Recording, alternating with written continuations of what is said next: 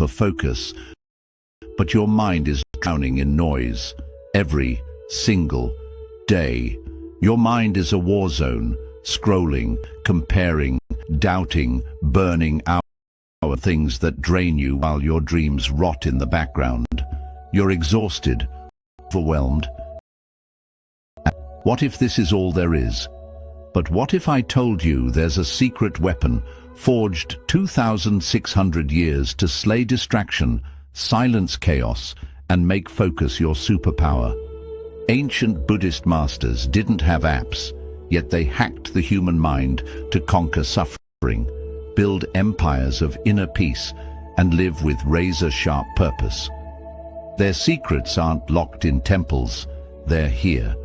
In this video, you'll steal 6 forbidden lessons to shatter the chains of guilt and procrastination like a blacksmith melting iron. Rewire your brain to crave discipline, not dopamine. Unlock a focus so fierce you'll outwork anyone without burning out. But these aren't cute quotes. These are mind-altering truth. Like the monk who stared into a waterfall for 9 years to master concentration, or the samurai who practiced one sword strike 10,000 times. This is about ruthless self-mastery. You'll discover the one phrase Buddha used to kill anxiety works in 10 seconds. Why suffering is your greatest teacher, and how to weaponize it. A deadly ritual to purge toxic habits for good. This isn't self-help, this is self-revolution. If you're ready to stop being a prisoner of your mind and become its master, don't blink. Your future self is watching. Will you let them down? Lesson 1. The potter's wheel of karma. Life is like clay spinning on a potter's wheel, shapeless at first, but full of potential. You are the potter. Your hands, your choices, your actions, they shape the final form. But too often, people blame the spinning wheel of fate, luck, or circumstances beyond their control. They wait for life to mold itself, unaware that the real power has always been in their hands. In Buddhism, karma is not a mystical force of luck. It is intentional action, the energy you put into the world, and the way it ripples back to you. Every thought, every choice, every response is a brushstroke on the canvas of your destiny. Blaming others for your struggles is like letting someone else sculpt your clay. It strips you of your power, but responsibility is not a burden, it is freedom. The moment you take full ownership of your life, you reclaim the ability to shape it. Buddha once said, "You are the heir to your actions. Whatever you sow, you reap." Let that sink in. Every challenge you face is a reflection of something you either created, allowed, or ignored. And this realization is not meant to shame you, it is meant to awaken you. Because if your past choices built today's reality, your present choices can build a new future. Imagine waking up every morning and declaring, "Today, I create my reality." How would that change the way you show up? Would you still let distractions pull you away from your goals? Would you still waste time waiting for someone else for you? And at night, before you sleep, ask yourself, what did I contribute to today's challenges? This practice isn't about guilt, it's about clarity. When you take radical ownership of your actions, you take radical control of your life. So ask yourself, what clay are you letting others mold for you? Are you shaping your life with intention, or are you allowing external forces, society, fear, opinions, to dictate its form? How different would your reality look if you owned 100% of your choices? The potter's wheel keeps spinning. The question is, will you take control and shape your life? Or will you let the clay harden into something you never intended? 2. The bridge of right intention. Life is a bridge suspended over turbulent waters. On one side, uncertainty, regret, and stagnation. On the other, clarity, purpose, and fulfillment. The only way to cross is by laying down planks, each one a conscious goal, a step forward. But here's the truth. Most people never build their bridge. They stand at the edge, lost in vague wishes, waiting for direction to appear. But direction isn't found, it's created. Buddhism teaches the principle of right intention. It is the foundation of the Noble Eightfold Path, a guide to wise living. And at its core it says, clarity of purpose eliminates suffering. Think about that. Most pain in life doesn't come from failure.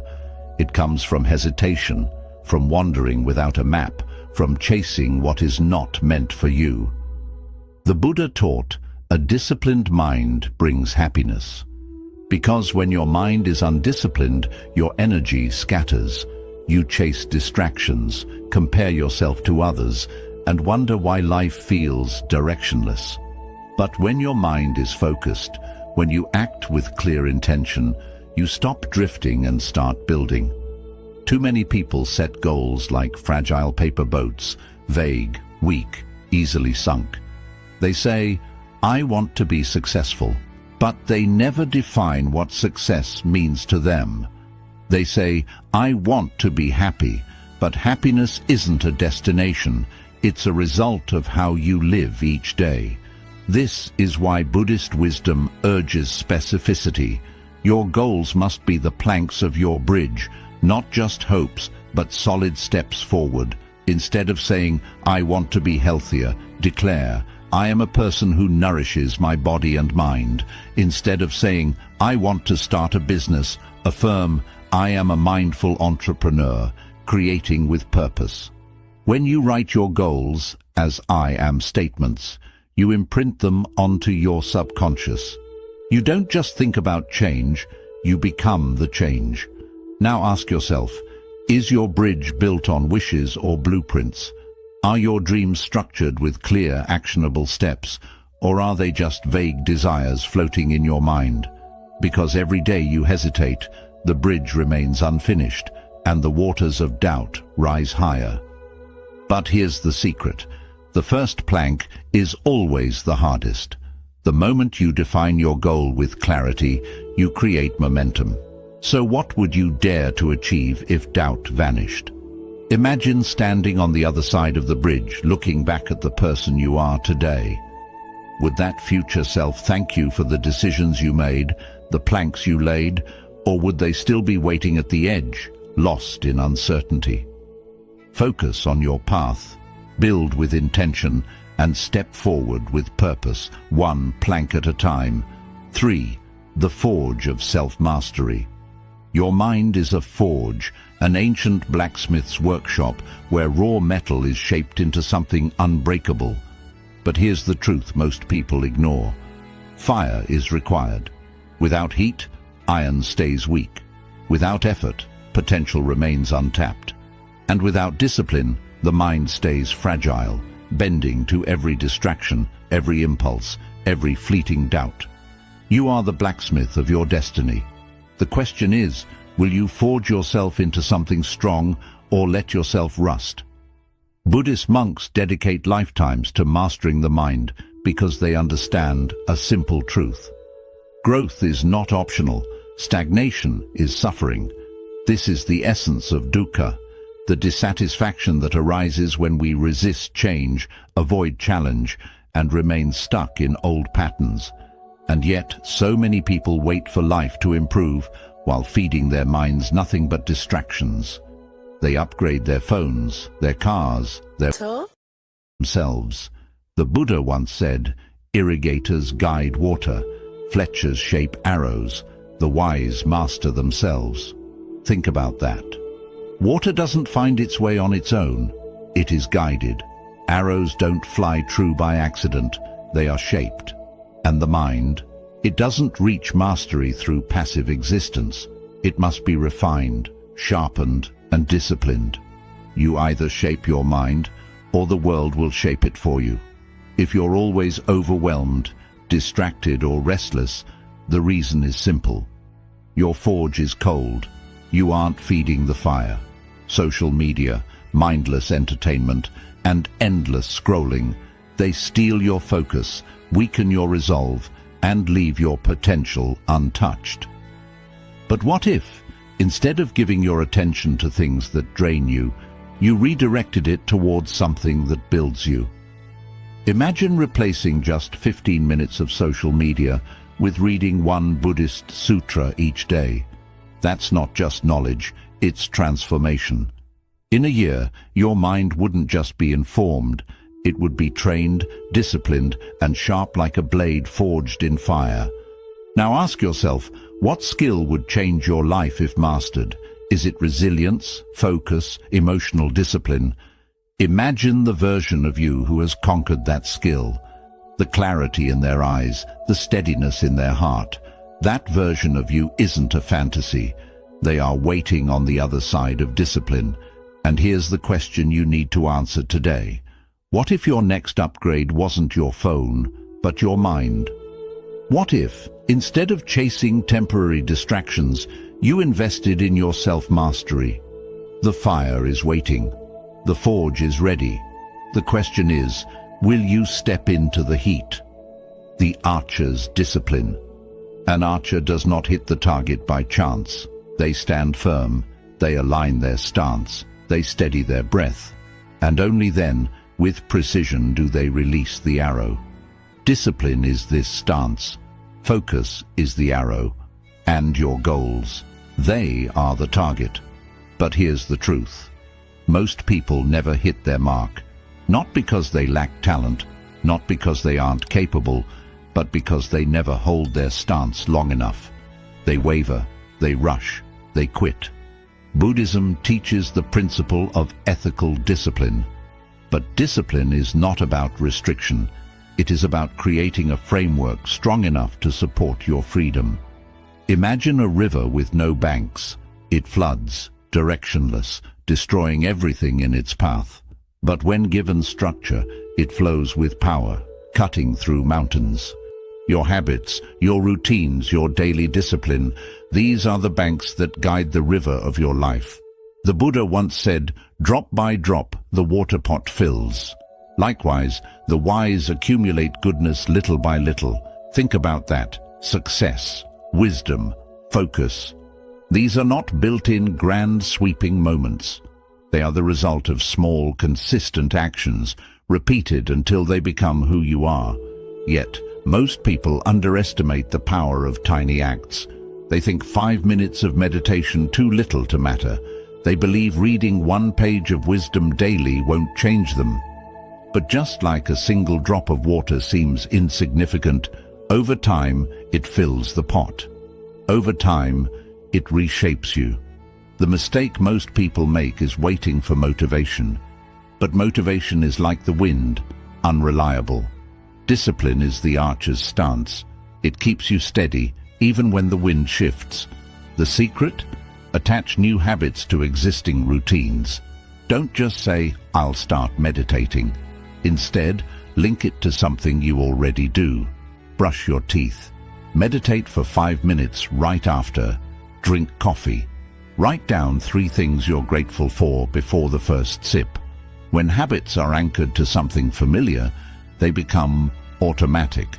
They become part of you. Now ask yourself, what daily arrow are you failing to release? What is the one small habit, the one drop of effort that could transform your life if repeated daily? Because no archer hits the target without practice, no river carves valleys without time, and no mind finds clarity without discipline. So, what's one habit that would revolutionize your year? Picture yourself a year from now, more focused, more disciplined, more days the waters are calm, carrying you effortlessly forward. Other days, they rage, pulling you under, dragging you into currents of stress, doubt, and frustration. Most people spend their lives fighting the current, exhausting themselves over things they cannot control. But true wisdom is not found in resisting the river. It is found in becoming the riverbank, steady, grounded, unshaken. Buddhism teaches equanimity, the art of balance. It is the ability to remain unmoved by external chaos because your foundation is within. This is where Buddhism meets Stoicism, where peace is not found in changing the world, but in anchoring yourself in what you control. The Buddha said, "Peace comes from within. Do not seek it without." Yet most people look for peace in all the wrong places. They try to control other people, obsess over the future, and agonize over the past. They fight against the river instead of standing firm on the bank. The truth is, there are only three things you can ever control. You cannot control the storms of life, but you can control how you prepare for them. And yet, how often do we waste energy on things outside our reach? The opinions of strangers, the expectations of society, the mistakes of the past. But what if, instead of trying to control the uncontrollable, you mastered what was already within your grasp? Here's a simple practice. When stress rises, ask yourself, is this mine to solve? If the answer is yes, take action. If the answer is no, visualize placing it in the river and letting it drift away. Imagine watching your worries float downstream, dissolving into the flow. Because the more energy you waste on what you cannot change, the less power you have to shape what you can. So ask yourself, what river are you trying to swim against?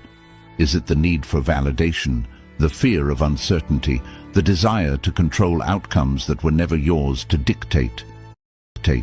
Now, imagine how much energy you would reclaim if you simply let go, if you stopped fighting and instead stood firm. Because true focus is not just about where you direct your attention, it's about what you choose to release.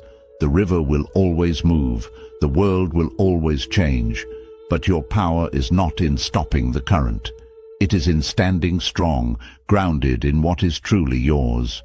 Will you keep struggling against the flow, or will you become the riverbank, steady, unshaken, and free? 6. The phoenix of right view fire destroys, but it also creates. The forests that burn are the same ones that grow back stronger. The metals that melt in the forge are the same ones but Buddhism teaches right view. It is the ability to see clearly, to reframe suffering, to recognize that pain is inevitable, but suffering is optional. The Buddha's wisdom reminds us that what breaks you is often what builds you. Think about your own life. The setbacks that felt like endings, the rejection, the failure, the moments of despair. What if they weren't punishments, but preparations? What if, instead of being buried, you were being planted? Every great transformation is preceded by a trial. The fire isn't there to destroy you, it's there to refine you. When life knocks you down, don't ask, "Why is this happening to me?" Ask, "How is this happening for me?" This shift in perspective changes everything. The failed business, it forced you to innovate. The broken relationship, it taught you self-worth. The missed opportunity, it redirected you towards something greater. Every setback carries the seed of rebirth, if you choose to see it that way. Here's a simple practice. After every failure, write down one sentence. This happened for me because, fill in the blank. Maybe it's teaching you resilience. Maybe it's revealing a truth you ignored. Maybe it's clearing the path for something better. At first, your mind will resist because pain demands blame. But when you shift from victim to student, every loss becomes a lesson, every fire becomes fuel. So ask yourself, what fire are you avoiding that could rebirth you? What challenge, what risk, what difficult truth are you running from, when in reality it is the very thing that could transform you? Because no phoenix rises without first facing the flames. No person grows without first facing struggle. The fire is inevitable. The question is, will you let it consume you, or will you let it refine you? Your greatest failures are not roadblocks, they are divine redirections. What if your worst moment was not the end, but the beginning? What if years from now you look back and realize, this fire was the moment you were reborn? Will you fear the flames, or will you rise? Bonus lesson. the lighthouse of prioritization. A lighthouse does not chase after ships, it does not flicker with uncertainty, nor does it drift with the tides. It stands strong, unwavering, casting its light so that others may find their way.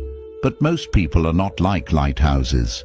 They get lost in the storm, pulled in by distractions, swayed by obligations, saying yes to everything, and then wondering why they feel lost. Focus is not just about what you choose to do, it's also about what you choose to ignore. Zen teaches Ichigo Zamai, the practice of total immersion in a single task. It is the discipline of doing one thing with full attention, not half-heartedly, not while multitasking, but with your entire presence. Yet, in today's world, people treat busyness as a badge of honor. They jump from one task to another, checking notifications, replying to messages, chasing the urgent while ignoring what truly matters. In doing so, they scatter their focus, weaken their will, and dilute their purpose. The Zen masters had a simple mantra: when walking, just walk. When eating, simply eat. It sounds obvious, but ask yourself, when was the last time you truly focused on doing only one thing?